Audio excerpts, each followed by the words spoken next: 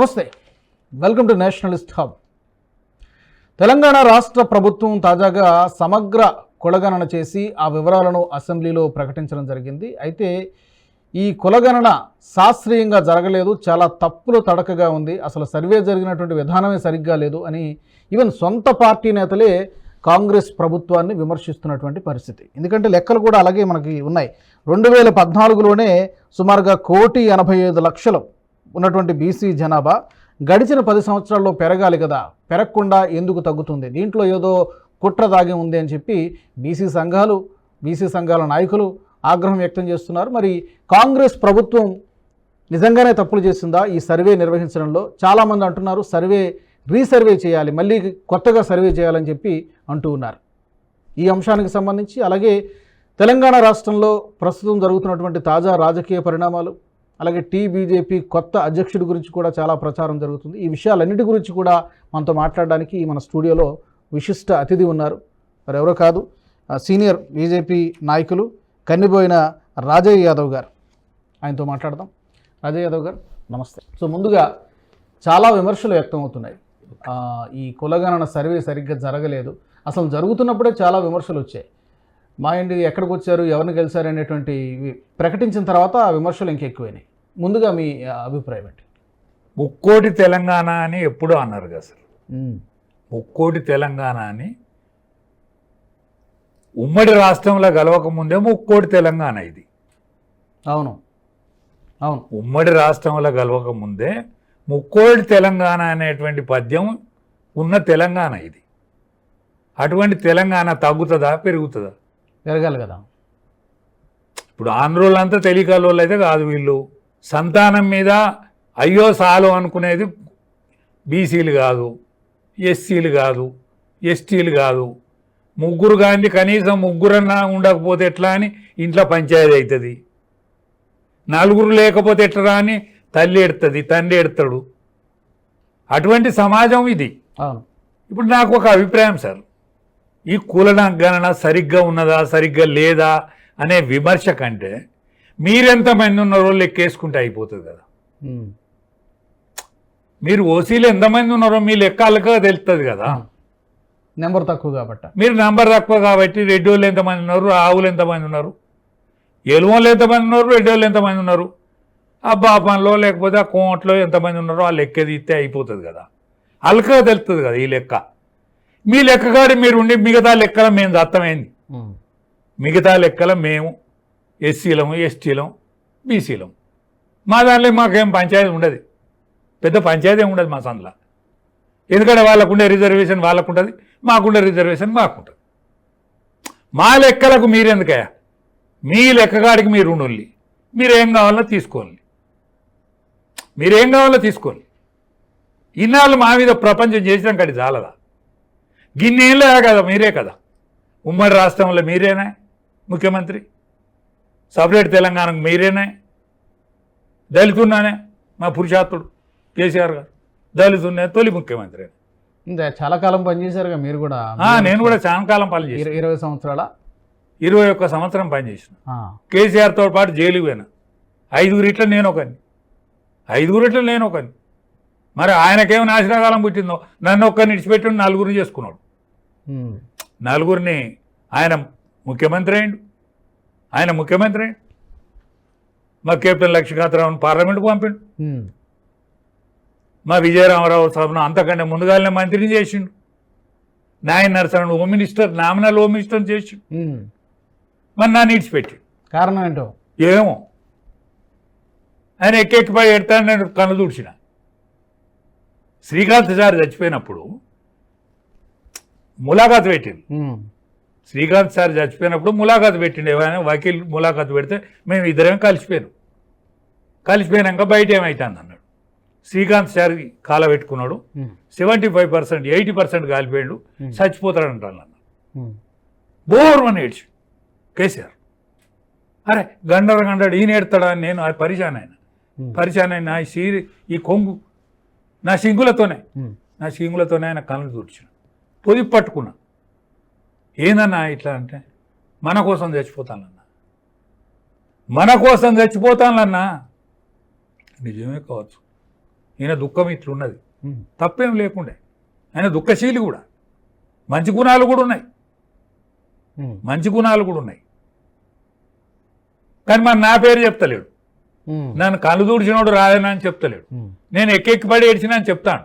చాలామంది మీలాగనే కేసీఆర్ గారి దగ్గర పనిచేసిన నాయకులు ఒకటే జీ హుజూర్ అనాలి, ఎదురు ప్రశ్నించకూడదు, అసలు క్వశ్చన్ చేయకూడదు, అలా ఉన్న వాళ్ళకే అక్కడ ఉండగలుగుతారు అని చాలామంది నాయకులు, అంటే ఆ పార్టీ నుంచి బయటకు వచ్చిన వాళ్ళు చెప్తుంటారు. అది కరెక్టేనా? మీరు చాలా సంవత్సరాలు పనిచేశారు కదా. మంచి గుణం కూడా ఉన్నది ఆయన దగ్గర, మంచి గుణం లేదని కూడా అన్న. జీ హుజూర్ అనేది కలుపులో పెట్టుకుంటాడు. నేను ఆయనకైతే జీ హుజూర్ అనే ఎన్నడూ అనలే. నేను స్పష్టంగానే మాట్లాడినిచ్చేది కూడా ఆయన, ఓకే, మాట్లాడినిచ్చేది కూడా. కానీ కడుపులో పెట్టుకునేది అనేది తెలియకుంటుండే. ఆయన అనేది ఇవ్వలే, నాకు ఇవ్వాలన్నారన్న, మీ అబీబీ మేము ఎంతమంది, పీడికడ ఎంతమంది, ఎలువలో ఎంతమంది, పీడికడ మంది, మీరే సబ్బండ జాతులే, నా లెక్కే, మా లెక్క ఎంత, పీడికరు, మా కులం ఎంత, మేమెంత, నేనా మీ అబీబీ ఇవ్వలే, నా కొడుకు అమెరికా అన్నాడు, నా బిడ్డ అమెరికాలో, నాకు ఇవ్వలేరు. హరీష్ మీతో పిల్లాడు తిరుగుతాడు, హరీష్ మాకంటే ఎక్కువ కష్టపడేది, అనలేమనుమానం లేదు.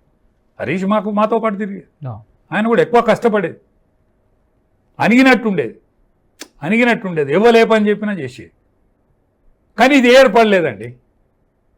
మొలం సప్పుడవుతుంది అన్న, మొల సప్పుడవుతుంది, కానీ ఆయన గిరిమిటి తిప్పిండు.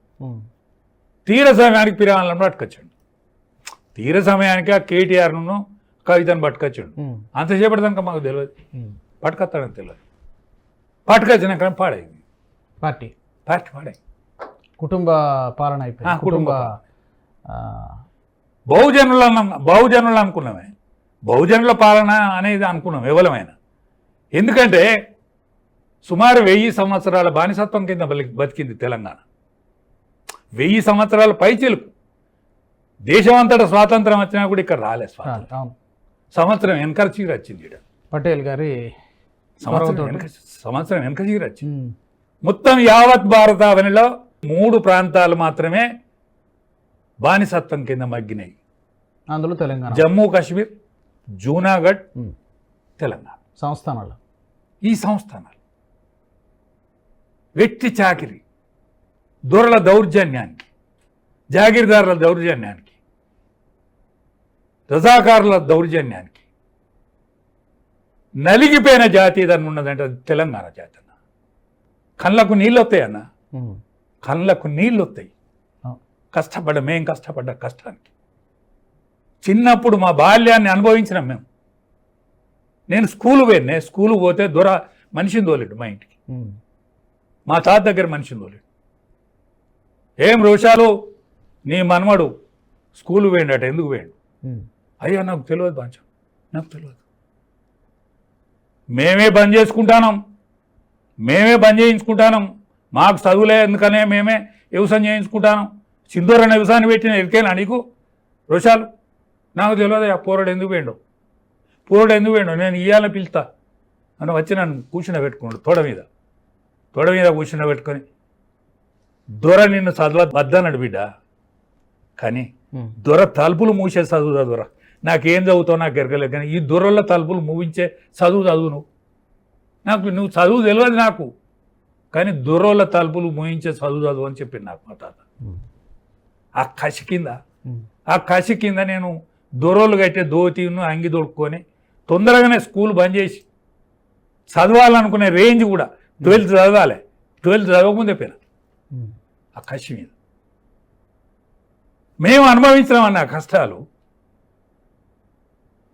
దొరల దౌర్జన్యానికి వ్యతిరేకంగా మేము ఎన్ని కష్టాలు పడ్డామో నిజంగా. ఎట్టి చాకరి మా గొల్లోళ్ళం మేము.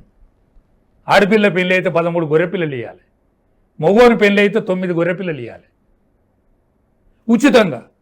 ఎట్టి మందలు పెట్టాలి, హరిజనులు నాగన్లు దున్నాలి, వాళ్ళు వెనకసీరత్త వంగుడు పాలిస్తారు, వంగుడు పాలే. అణిచివేత అంత అన్ని సంవత్సరాలు అణిచివేతకి గురైంది తెలంగాణ ప్రజానీకం, కానీ తెలంగాణ అందరూ సబ్బండ జాతి సబ్బండ జాతి, ఎస్సీలు, ఎస్టీలు అందరూ.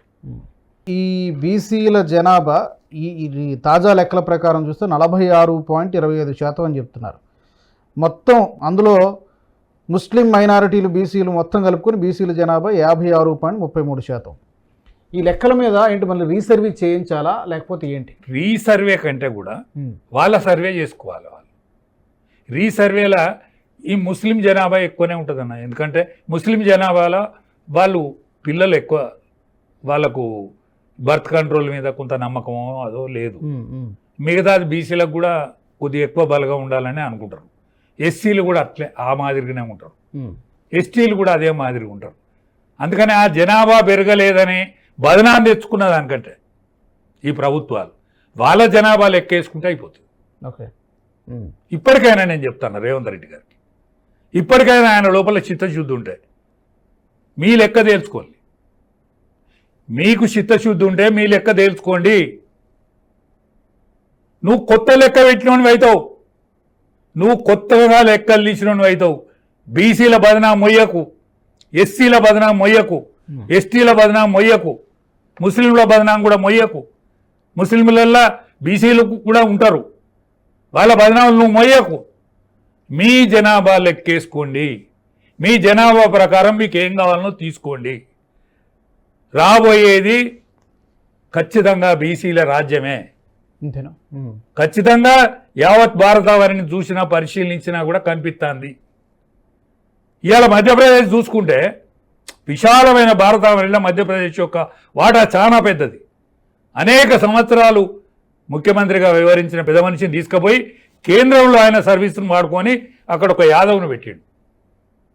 తెలంగాణలో ఎట్లయితే దొరలు దేశముఖులు ఎట్లయితే పరిపాలించడంలో అగ్రవర్ణాల పరిపాలన ఎట్లయితే ఉండనో అక్కడ హర్యానాలో కూడా జాట్స్ పరిపాలించేది, అక్కడ కూడా ఒక యాదవ్ను పెట్టింది.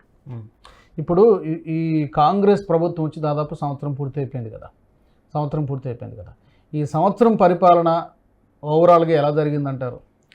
14 సంవత్సరాల ఉద్యమం, 10 సంవత్సరాల పరిపాలన, 24 సంవత్సరాలు కేసీఆర్ ఎంబడి ఉన్నారు.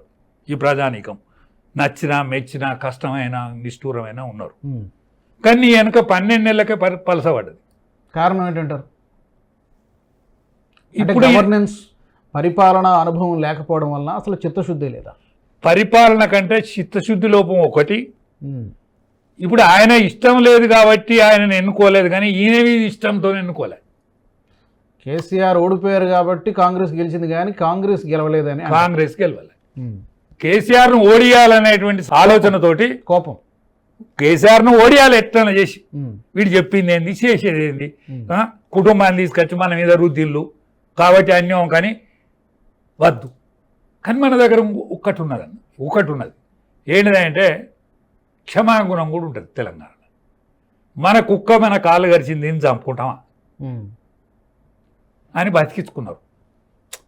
పోరాటం చేసిండు కాబట్టి దళితుని ముఖ్యమంత్రి అన్నా ఉప ముఖ్యమంత్రి చేసినా మళ్ళీ 3 నాళ్ళకే ముచ్చటాన్ని ఇగ్గుకున్నా రెండోసారి కూడా గెలిపించారు. ఎందుకంటే మన కుక్క మన కాలు కడితే చంపుకోవద్దు అనుకుంటారు. అంతకంటే బెటర్ ఆప్షన్ అప్పుడు కనిపించలేదు ప్రజలకు కూడా, కనిపించలే.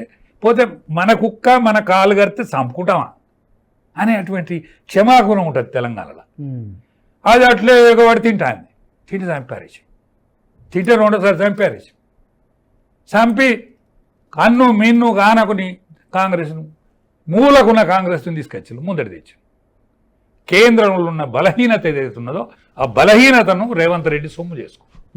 ఎందుకంటే రేవంత్ రెడ్డిది పార్టీ కాదు, కాంగ్రెస్ పార్టీ కాదు, ఆయన సమైక్య పార్టీ అనేటువంటి తెలుగుదేశం పార్టీ. ఆయన అక్కడి నుంచి వచ్చారు, అక్కడి నుంచి ఆ గ్రౌండ్ నుంచి వచ్చిన ఆయన.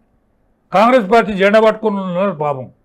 వాళ్ళు బిక్కు అని చూస్తాను, వాళ్ళు పిట్టలుగా చూస్తాను, వాళ్ళది ఏమి నడతలేదు.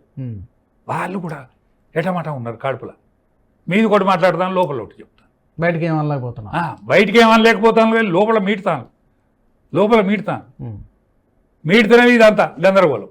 అందుకనే అసమ్మతి కనిపిస్తాను.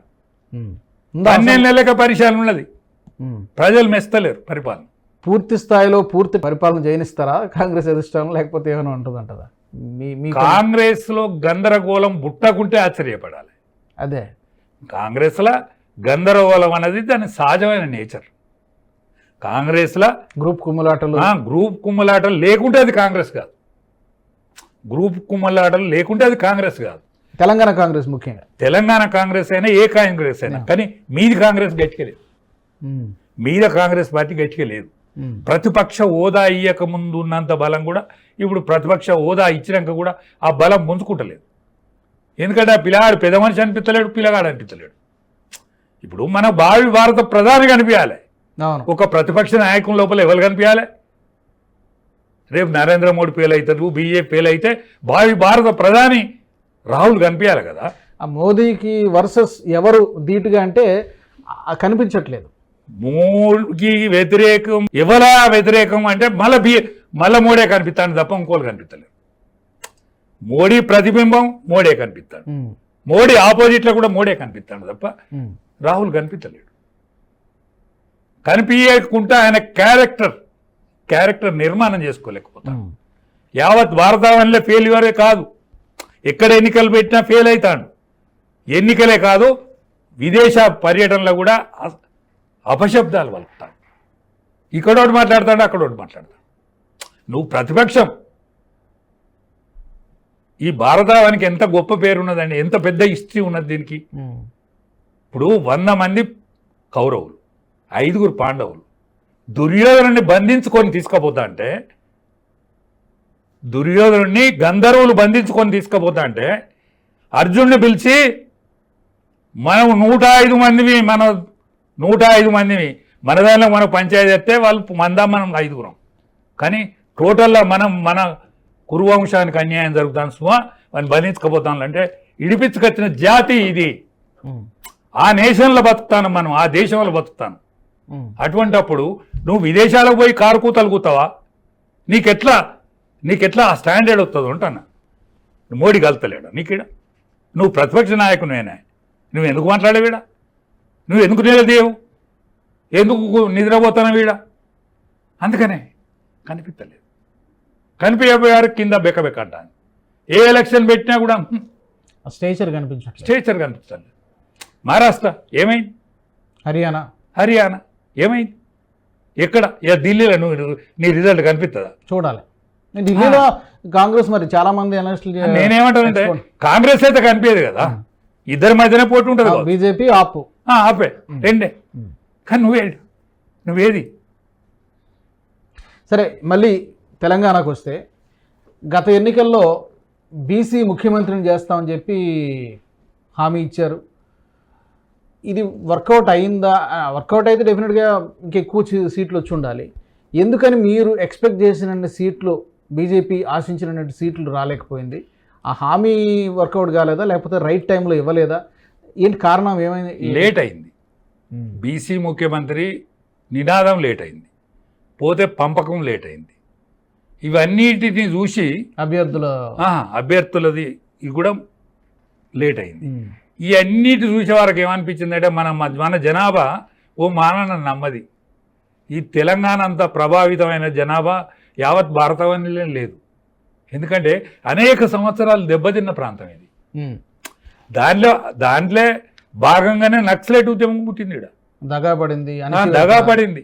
సాయుధ పోరాట ఉద్యమం ఈయనే పుట్టింది. ఎక్కడ లేని ఉద్యమాలు ఈయనే పుట్టినాయి.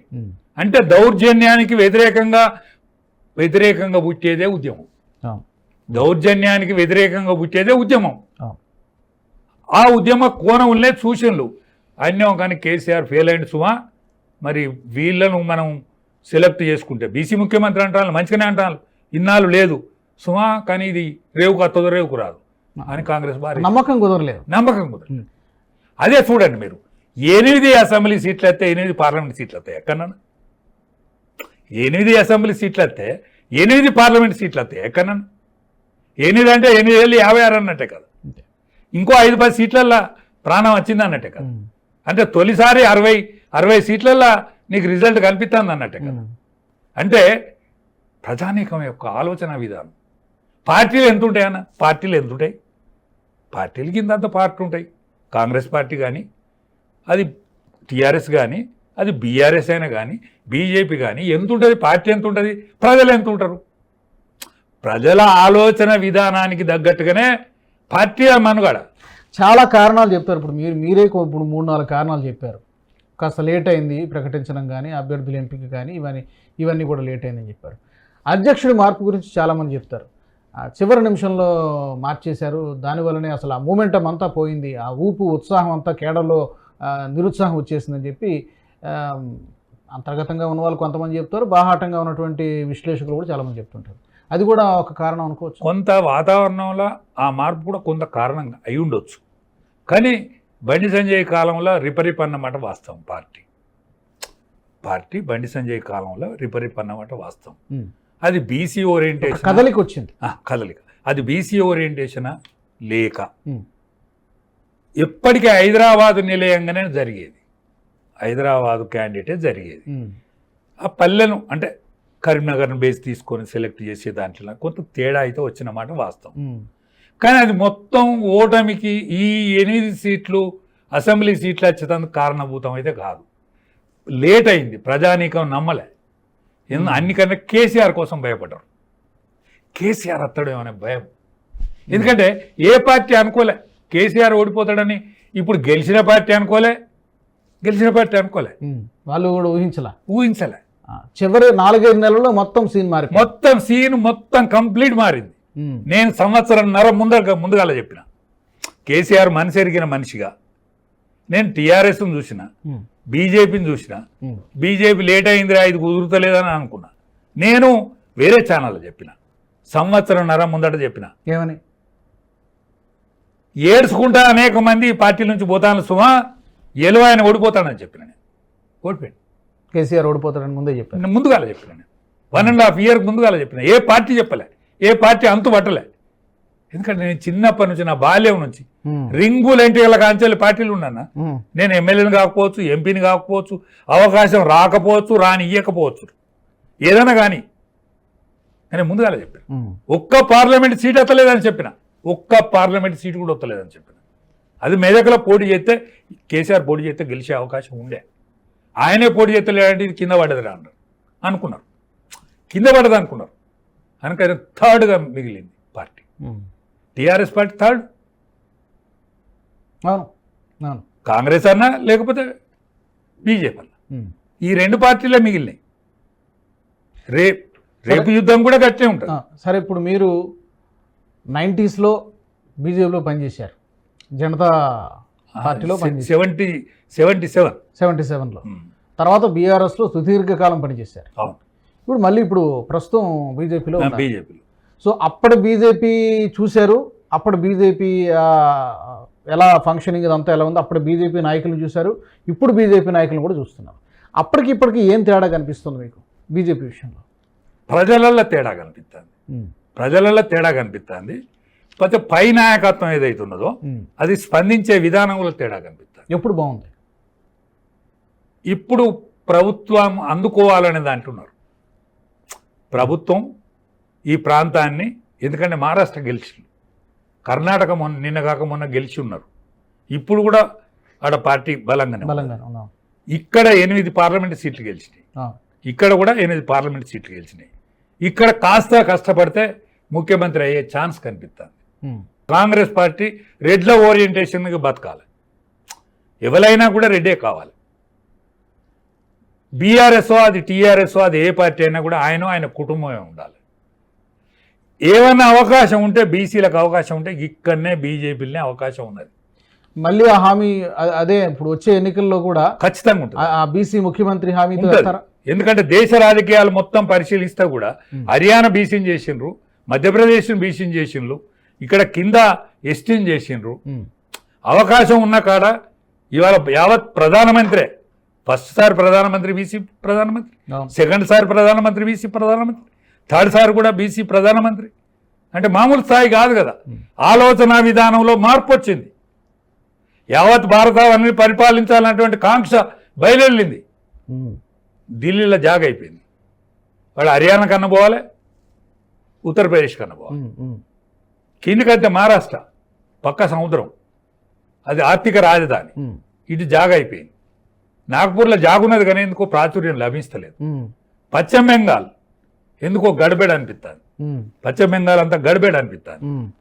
ఇది బంగ్లాదేశ్ వలసలో, లేకపోతే ఇదివరకు ఉన్న ప్రాచుర్యం కలకత్తా మహానగరానికి లేదు. ఆంగ్లేయుల కాలంలో ఉన్నటువంటి ప్రాచుర్యం కలకత్తా మహానగరానికి లేదు. కిందికి వస్తే మద్రాస్ బ్రహ్మాండమైన రాష్ట్రం, కానీ అటు పక్క సముద్రం వచ్చింది. కావేరీ నది రెండే ఉన్నాయి, కావేరీ నది నీళ్ళే కావాలి మంచిళ్ళు. బెంగళూరు ఐటీ సిటీ, బ్రహ్మాండమైన సిటీ, కానీ దానికి కావేరీ నది నీళ్ళే. ఆ నీళ్ళ పంచాయతీ ఉన్నది, జాగున్నది, కానీ నీళ్ళ పంచాయతీ ఉన్నది. కానీ ఒక్క నక్షత్రం బతుగా కనిపించేది హైదరాబాద్ నగరమే. నడిబొడ్డున కనిపించేది ప్రపంచ దృష్టిని ఆకర్షించే ప్రాంతం ఇదే. ఈ ప్రాంతం అయితే ప్రపంచ దృష్టిని ఆకర్షిస్తుంది. ఎందుకంటే రిచర్డ్ స్కేల్ భూకంపం వచ్చినా కూడా ఏం కాని ప్రాంతం ఇది. పోతే లక్షల ఎకరాల భూమి ఉన్నది.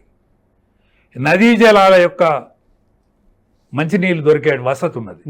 కృష్ణా, గోదావరి, నాగావళి నుంచి కూడా నీళ్ళు వచ్చే అవకాశం ఉన్నది. అంటే ఇక్కడ భూమి ఉన్నది.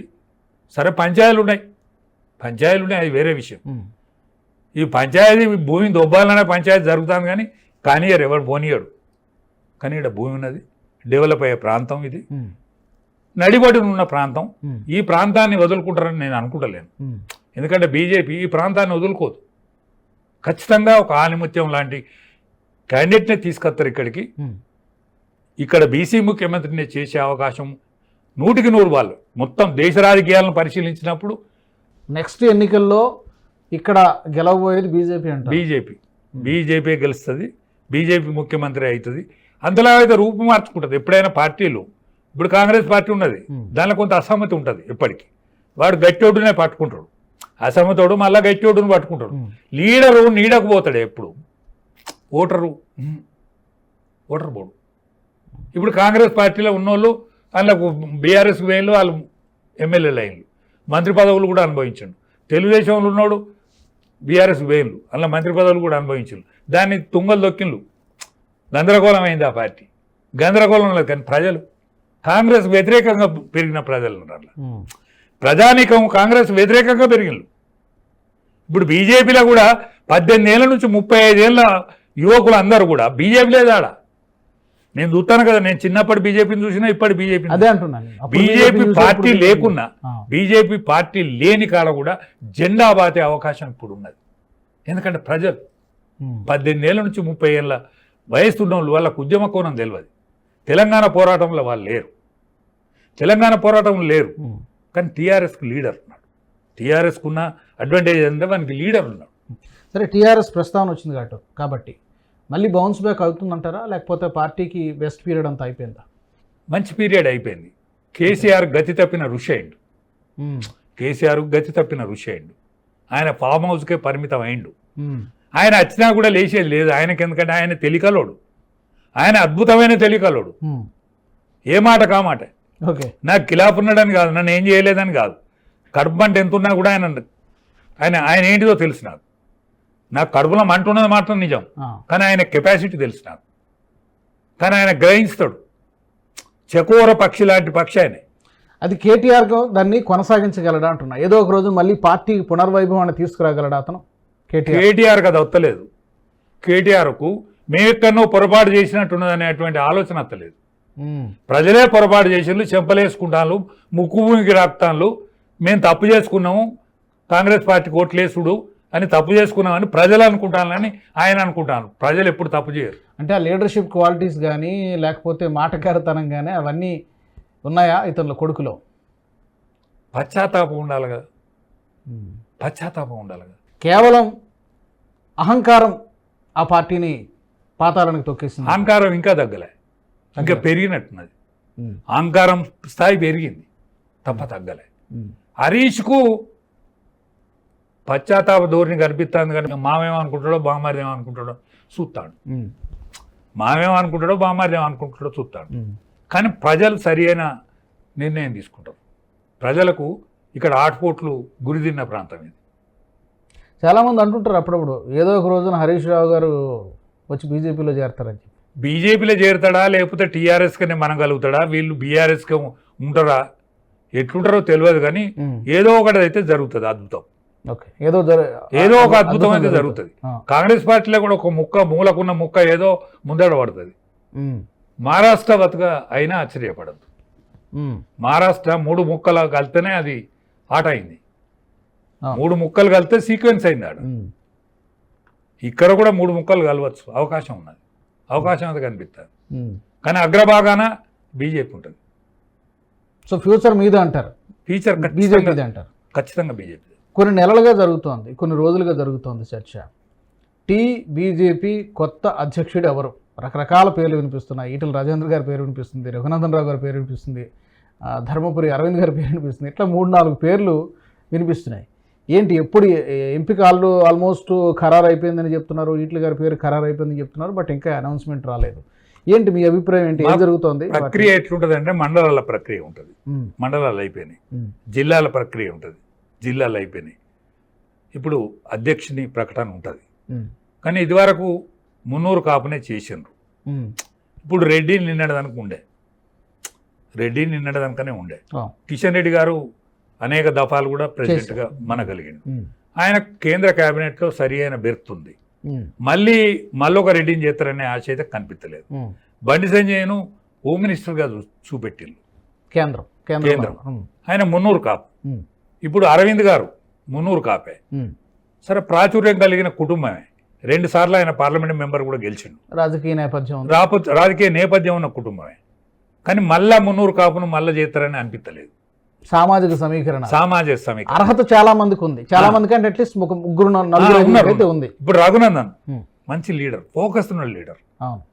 అతను కూడా పోటీలో ఉన్నారు కదా, ఫోకస్ ఉన్న లీడర్. కానీ ఆయన గ్రహణం కేసీఆర్. ఎందుకు? సామాజిక వర్గం. ఈ మునగోడు గిట్ల నాశనం చేసిండు కదా అనే పేరు ఉన్నది. అది ఇంత అంటాను బయటకనే.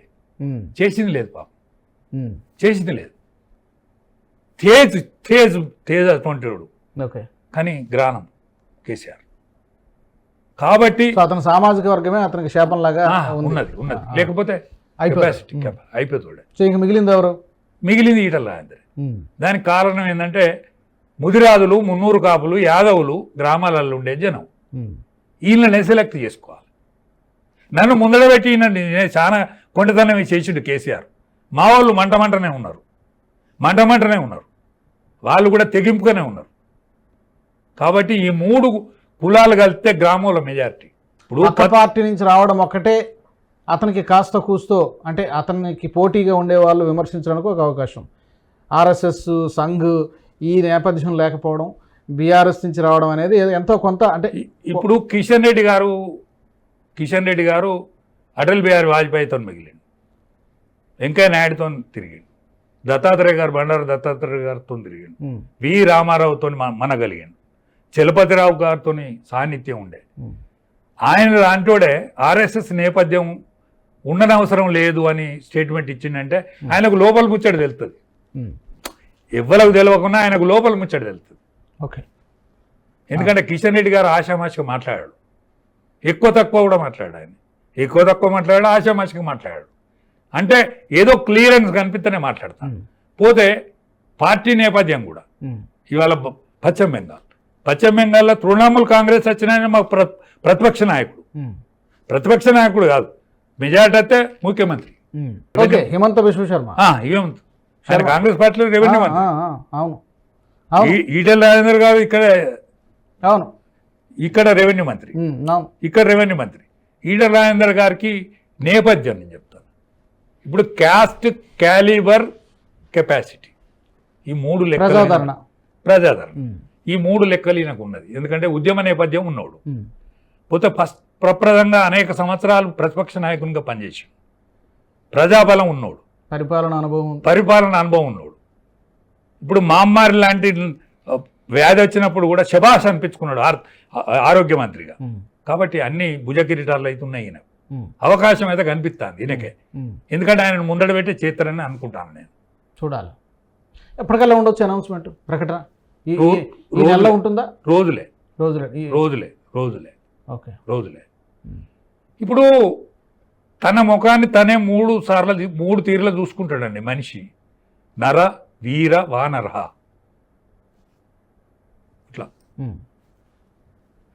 ఇట్లా 3 సార్లు చూసుకుంటాడు. అటువంటిది అనేక నేపథ్యాల ఉన్నోళ్ళు, పోతే అనేక పార్టీలు, ఇప్పుడు ఈడ 2 పార్టీలు ఉన్నాయండి, టీఆర్ఎస్ పార్టీ కానీ కాంగ్రెస్ పార్టీ కానీ. ప్రమాదం పొంచి ఉన్న పార్టీలే ఈ 2. ఒకటో ప్రమాదానికి గురైంది. ఇప్పుడు ఇందాక మీరు అన్నారు కదా కేసీఆర్ గారి గురించి గట్టి తప్పిన ఋషి అని చెప్పి. అవును, సమర్థత గల నాయకుడే కానీ అయిపోయింది, అతను టర్మ్ అయిపోయింది. ఇప్పుడు మళ్ళీ ఏం లేదు.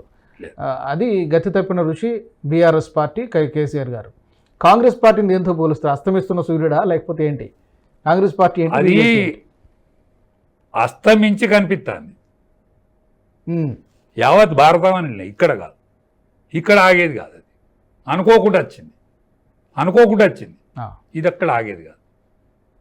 కాబట్టి పొడిచే సూర్యుడు మాత్రం ఖచ్చితంగా బీజేపీ. ఉదయిస్తున్న సూర్యుడు బీజేపీ అంటే బీజేపీ.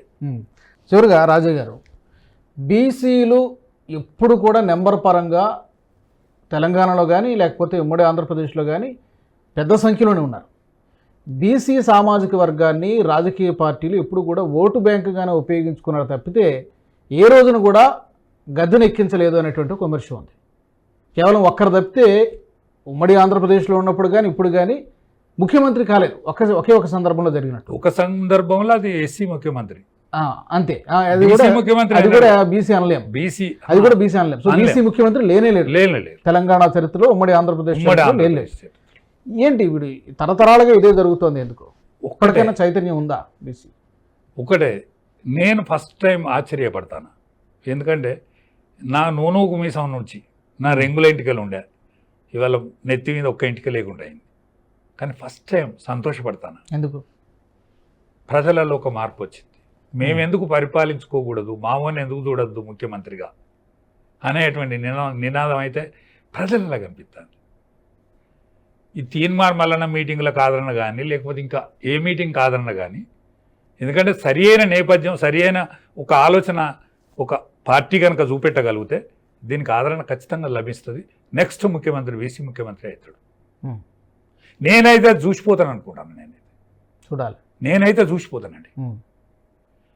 నేను తెలంగాణ పూర్తి వైభవాన్ని చూస్తా, తెలంగాణ ముఖ్యమంత్రి బీసీని చూస్తా.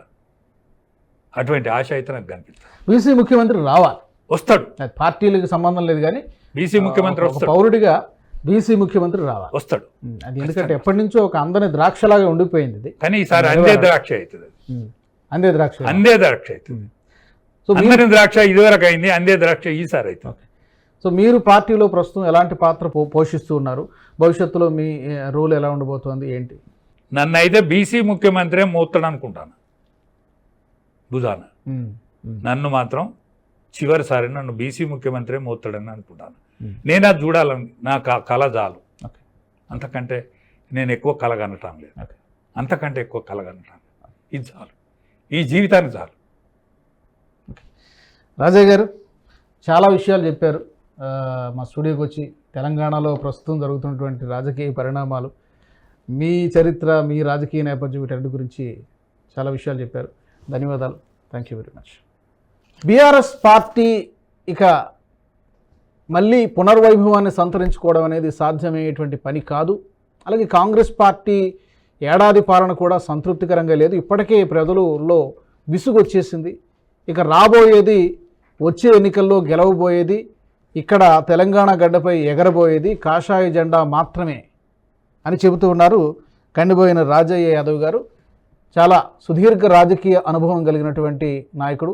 చాలా కాలం పాటు బీఆర్ఎస్లో పనిచేశారు, అంతకుముందు బీజేపీలో పనిచేశారు, ప్రస్తుతం బీజేపీలో పనిచేస్తున్నారు. చూడాలి మరి రాబోయే రోజుల్లో ఎలాంటి రాజకీయ పరిణామాలు మనం చూస్తాం.